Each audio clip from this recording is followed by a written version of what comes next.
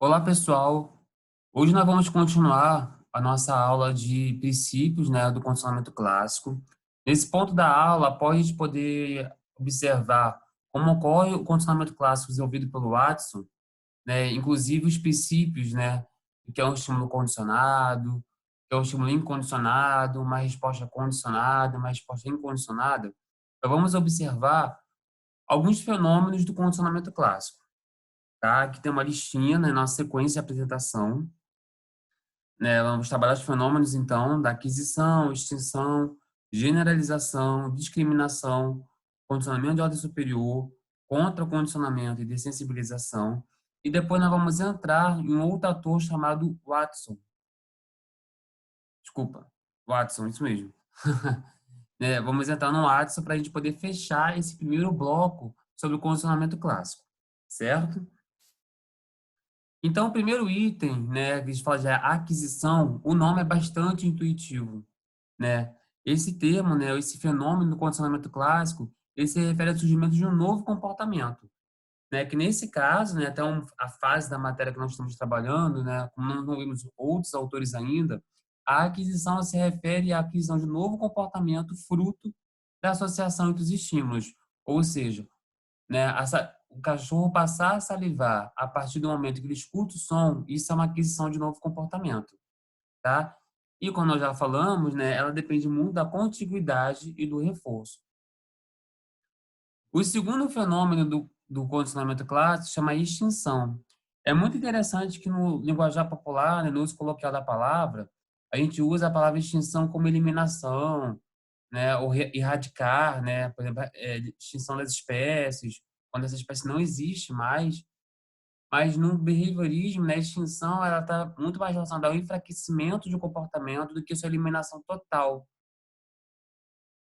tá? E a extinção ela ocorre, né, a partir do enfraquecimento dessa resposta condicionada.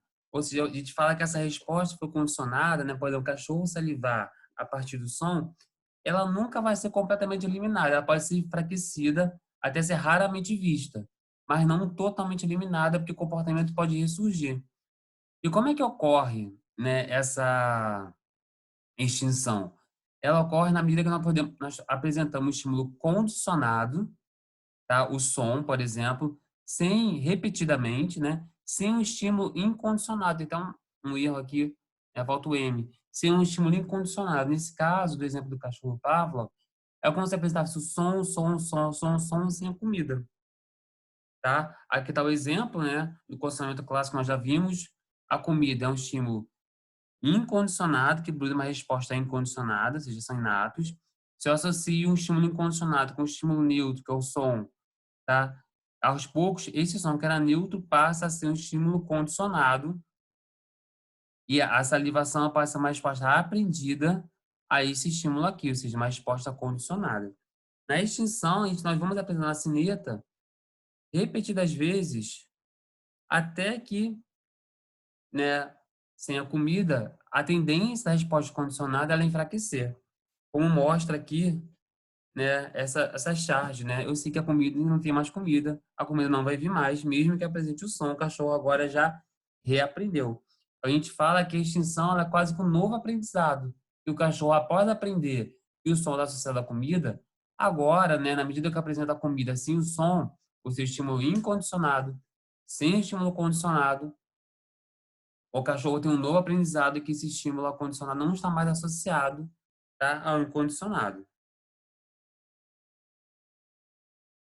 Outros fenômenos do condicionamento clássico que estão muito relacionados, né, entre si é a generalização e a discriminação.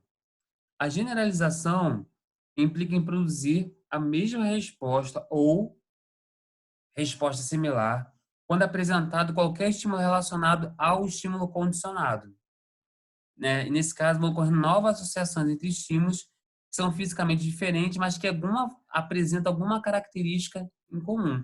Aqui eu botei um exemplo, olha, ter sido assaltado por um homem armado, né? E você apresentar, passar a ter medo de qualquer pessoa do sexo masculino.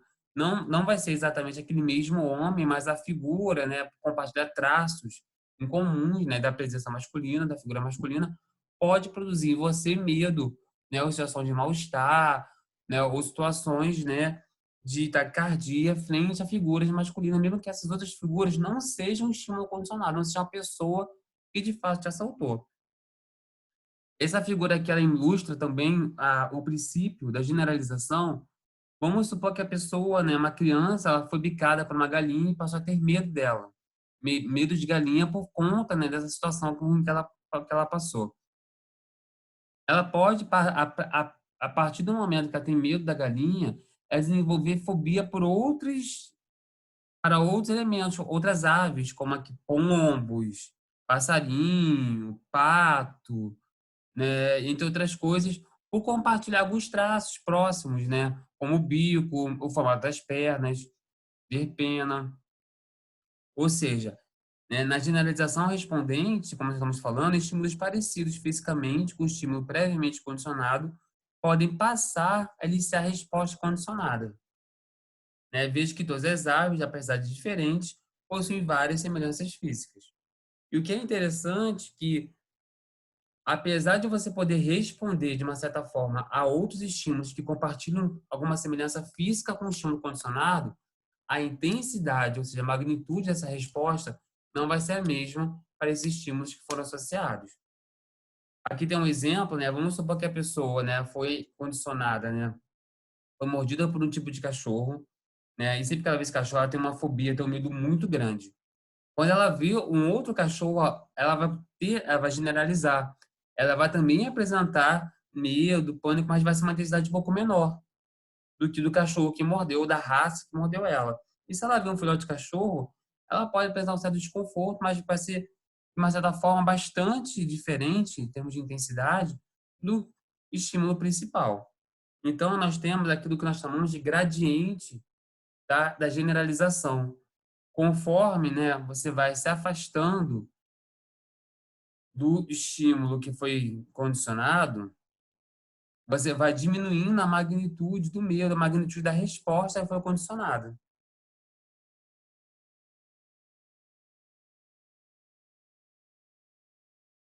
A discriminação, ela já é o processo oposto da generalização.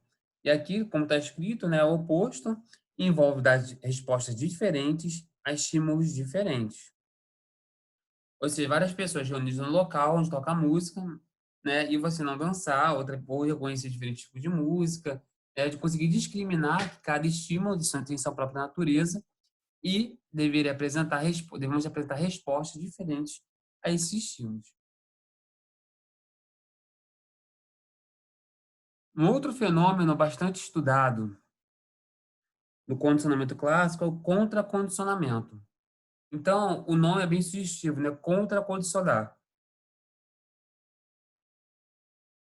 O contracondicionamento, ele implica em você produzir uma resposta eh, de valência afetiva, de cunho emocional oposto ao que foi condicionado.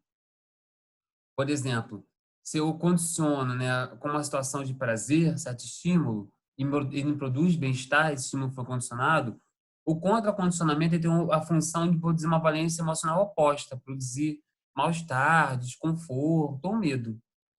Aqui nós temos um exemplo, tá? Temos três fases, dois exemplos. Na primeira fase, na segunda fase e na terceira fase. Né? Nós sabemos que o xarope de peca, né? Ele é um xarope que produz naturalmente, ele tem um estímulo inato, tá? Mal-estar, sensação de vômito, tá? E as pessoas sabem que o cigarro, ele, né, por ser um ansiolítico, ele produz relaxamento, prazer, né? E se associarmos esses dois estímulos, é capaz de o cigarro, quando a pessoa vê o cigarro for fumar novamente, ela conseguir ter ânsias de vômito, mal-estar, a partir do momento que esses estímulos foram condicionados entre si. Ou seja, muda a valência do cigarro, que antigamente produzia prazer, e agora produz o vômito. Aqui é um outro exemplo, né? Uma criança que tem medo de rato, tá? Se associo esse rato, né, a uma canção de niná, que é uma canção que naturalmente o estímulo nato produz calma, produz bem-estar, eu posso, né, produzir, É uma associação, e sempre que a criança vê o rato, produz um relaxamento, uma tranquilidade, porque esse rato, que era o estímulo, né, que produzia ansiedade, produzia mal-estar, agora, ao ser associado com uma canção de ninar, ele vai passar a produzir, né, o relaxamento. Ou seja, na definição que está no texto, no slide, consiste em condicionar uma resposta contrária àquela produzida pelo estímulo condicionado. Se o estímulo produzir uma resposta aversiva, através de um novo condicionamento produzir uma resposta agradável. Nós temos também aquilo que nós chamamos de condicionamento de ordem superior. Ele também é chamado condicionamento de segunda ordem. É quando, após o condicionamento, eu insiro um novo estímulo neutro, e esse novo estímulo neutro vai se associar agora com o estímulo que foi condicionado. E a partir dessa nova associação, esse estímulo neutro vai também passar a ser um estímulo condicionado. Vou mostrar para vocês o exemplo. Olha, se o estímulo condicionado, que foi o som, a situação do Pavlov, for associado repetidamente ao estímulo neutro, que é a luz. Sendo que esse estímulo, esse segundo estímulo, agora que é a luz, nunca foi associado ao alimento. O cão pode, mesmo assim, aprender a salivar só em resposta à luz. Né? Então, aqui é o experimento clássico do Pavlov, né, que nós já vimos. Se após essa situação aqui, que a sineta, o som, produz a salivação, houve o condicionamento, agora eu apresento um novo estímulo, que é a luz, que a princípio é neutro. Mas na medida que eu vou associando a luz com a sineta, um estímulo neutro, agora um estímulo que foi condicionado, aos poucos a luz vai também produzir salivação, mesmo que essa luz nunca tenha tido contato direto com a comida. E por último, dos fenômenos de condicionamento clássico, nós temos a dessensibilização. A dessensibilização, ela é uma forma de você conseguir produzir o enfraquecimento da resposta. O princípio básico da dessensibilização é a habituação. Ou seja, conforme eu for expondo, né, repetidas vezes, né, o estímulo condicionado, ou um estímulo aversivo, pode ser, por exemplo, ele vai perdendo sua força até que a magnitude dessa resposta ela vai sendo enfraquecida. A dessensibilização ela é muito interessante porque ela não consiste apenas na exposição do estímulo aversivo até a sua habituação, mas ela consiste numa construção de uma hierarquia de estímulos aversivos, em que o organismo vai se habituando aos poucos até ele diminuir ou não produzir mais a resposta, tá? Então, olha, nós temos aqui uma história de condicionamento, o cachorro estímulo neutro, depois que mordeu, o cachorro passa o estímulo condicionado, a criança sempre vê o cachorro, agora sente medo e chora. E eu posso criar uma hierarquia, então, uma hierarquia é uma construção, tá? De estímulos crescentes que podem me levar, né, a criança a diminuir o medo do cachorro, por exemplo. Vamos supor que eu posso começar num estímulo bem leve, que é um cachorro de pelúcia, e por remeter ao cachorro inicial, a produzir um conforto, ou desconforto, ou mal-estar, mas eu vou expondo ele repetidas vezes até a criança habituar. Depois que a criança habitua, eu vou expondo ao cachorro agora de verdade, um cachorro real, porém, de uma outra raça, a criança vai também, né, inicialmente, né, ter medo, mas depois vai habituar, e por aí vai até eu chegar na minha hierarquia crescente, chegar no ápice da minha, da minha hierarquia, que é o estímulo que foi condicionado. A ideia é que conforme eu for habituando para estímulos próximos, eu vá também, né, facilitar esse processo aqui de habituação. E essa é a ideia da sensibilização, ou seja, promover a extinção em pequenos passos a partir de uma escada, né, uma escala crescente de estímulos do menos aversivo, que é o mais distante, né, do estímulo condicionado, até o mais condicionado, que é o próprio estímulo em si. Certo? Então, nós estamos vendo esse fenômeno do condicionamento clássico. E uma coisa que é bastante interessante, né, é a contribuição do Watson nesse caso. Nós falamos que o Watson ele é considerado como o pai do behaviorismo, porque apesar do Pavlov, né, ter sido uma pessoa que descobriu o condicionamento clássico, a pessoa que funda, né, ou que cria o termo, né, behavior, né, estudo do comportamento, né, behaviorismo, foi o Watson. Então, o Watson ele já era um psicólogo, né, ele criou essa escola de pensamento, na verdade.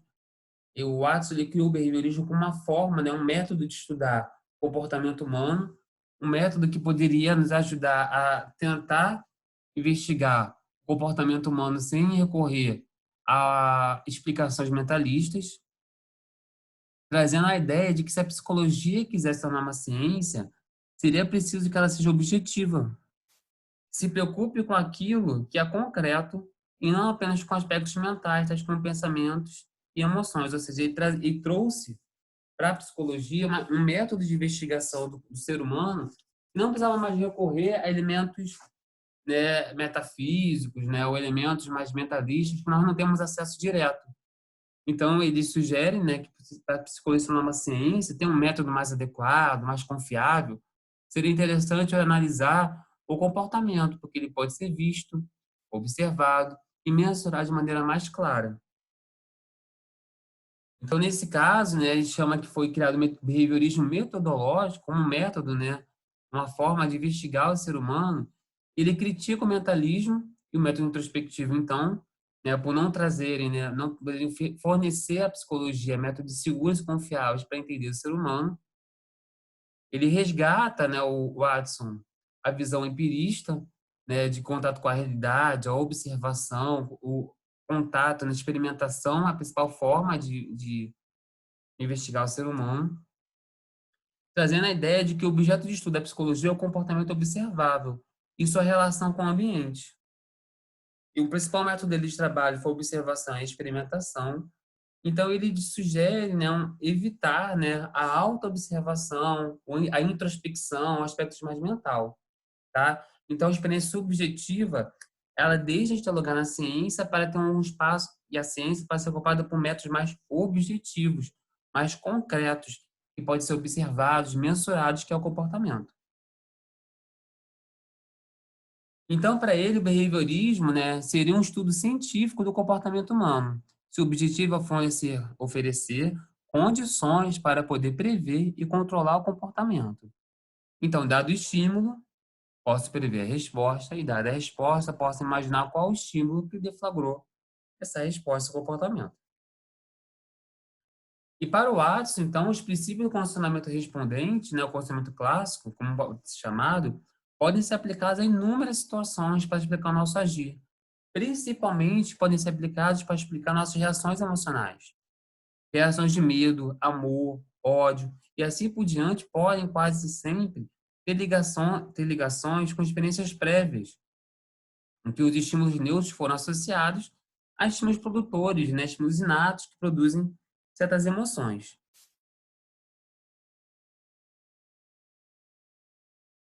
E o que é interessante, né, é que o Watson não se interessava pelas consequências das ações por si só, como causa da aprendizagem. Ao invés disso, ele argumentava que aprendemos a conectar um estímulo a uma resposta simplesmente porque os dois ocorrem juntos, em uma contiguidade, ou seja, ele supunha que a contiguidade sozinha, sem necessariamente a consequência ou reforço, é suficiente para produzir aprendizagem. E ele, então, usava que para explicar essas aprendizagem, desculpa, ele usava dois princípios: a frequência de repetições, a frequência a que os elementos eram apresentados juntos, e a resisticidade, quão próximos eles estavam um do outro, né? O princípio da frequência diz que quanto mais frequente associarmos, né, da resposta do estímulo, provavelmente ele vai ser associado, e a resisticidade, né, é muito próximo à questão da contiguidade. Então, ele traz a ideia, né, que assim como no condicionamento clássico, muitas emoções parecem ser reaprendidas como resultado de um processo, quase sempre não consciente de um condicionamento. Por exemplo, eu tenho um pavor de barata, eu tenho medo de um cachorro. Muitas fobias que nós explicamos, né, nós dizemos, né, fobia de pombo, fobia de aranha, entre outras coisas, pode ser fruto de uma história de condicionamento, que às vezes pode ser na infância, ou até na vida adulta, que às vezes pode ser tão sutis, algumas vezes explícitos, mas outros podem ser tão sutis, que às vezes não nos damos conta que foi feita uma associação. E que, né, se hoje nós podemos ter certas reações emocionais, grande parte é fruto dessas associações. Ele tentou provar isso, né? Nós podemos aprender a reagir emocionalmente com base no condicionamento clássico, fazendo um experimento, que é um experimento bastante famoso do pequeno Albert. Vou mostrar para vocês o vídeo e depois a gente discute um pouquinho sobre esse material.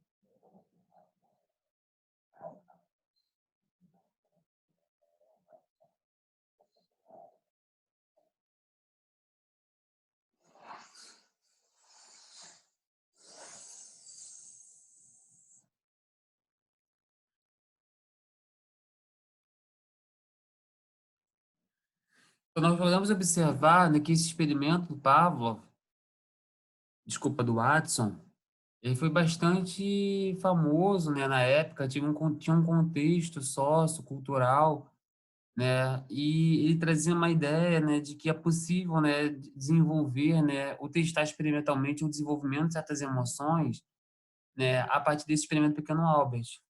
Então, no início, O rato era um estímulo neutro, né, que não produzia medo nenhum no pequeno Albert. E o som estridente, né, ele é um estímulo incondicionado, porque assim, um som muito alto, repentino, né, ele produz um susto, né, produz um medo na criança. Ele associa, né, um neutro com o incondicionado e após, né, o condicionamento, o rato, né, ele produz essa resposta, né, incondicionada no pequeno Albert. Então o esquema é muito parecido com o Pavlov, só mudou os elementos, né. Nós temos aqui um ruído alto, né, que é o estímulo incondicionado que produz uma resposta incondicionada. O rato, que é o estímulo neutro, que é associado com o incondicionado vai produzir o medo. E aos poucos, o neutro vai passar a ser um estímulo condicionado, que vai produzir uma resposta incondicionada. Então, né, na aula de hoje nós podemos ver, né, aprofundar um pouco mais sobre os fenômenos do condicionamento clássico e a aplicação que ele teve também, né, no contexto social, político, né, desenvolvido pelo Watson na fundação do behaviorismo e nos estudos do pequeno Albert. E na próxima aula nós vamos entrar num autor, né, que é o Skinner. Nós vamos poder ver como o behaviorismo ele se desenvolveu, né, e foi caminhando, né, nessa construção a partir desses autores Pavlov, Watson, e agora o Skinner ele vai trazer, né, novas contribuições na próxima aula de como ocorreu esse desenvolvimento, tá, desse campo de conhecimento chamado behaviorismo.